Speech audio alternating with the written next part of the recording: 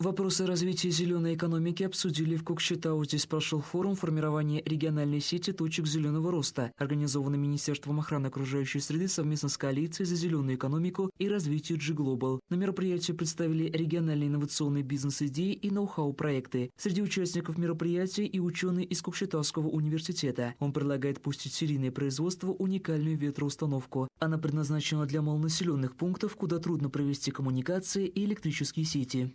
Наша машина предназначена для мигрантов, для тех тружеников, жизнь которых связана с передвижением. Например, чабаны. Они могут использовать нашу ветроустановку, получать ток, электрический ток при даже слабом ветре.